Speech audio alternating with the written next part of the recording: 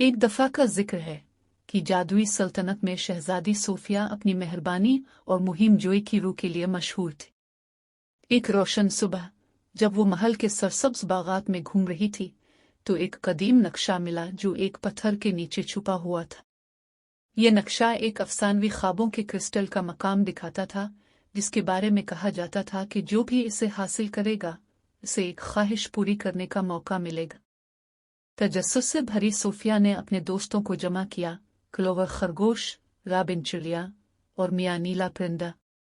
वो सब मिलकर विस्टिंग वुड्स की तरफ रवाना हो गए, जहाँ दरख्त नर्म आवाजों में बातें करते और फूल चमकदार रंगों में जगमगाते थे। जैसे जैसे वो आगे बढ़ते गए उन्हें कई चैलेंजेस का सामना करना पड़ा, जिनमें एक शरारती परी भी थी जो उन्हें धोखा देने की कोशिश कर रही थी, और एक टूटा हुआ पिल जिसकी हिफाजत एक बदमिजाज देव कर रहा था।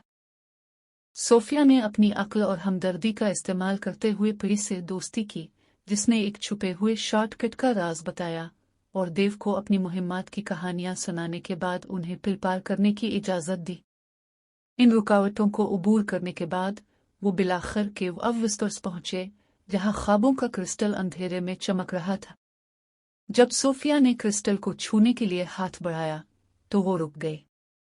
इसे एहसास हुआ कि हकीकी खुशी ख्वाहिशों में नहीं बल्कि अपने दोस्तों के साथ गुजारे हुए लम्हात और मुहिम की खुशियों में है। सोफिया ने कोई ख्वाहिश करने के बजाय ये फैसला किया कि क्रिस्टल को वैसा ही छोड़ देना बेहतर है ताकि ये दूसरों के लिए भी हौसले का जरिया बने।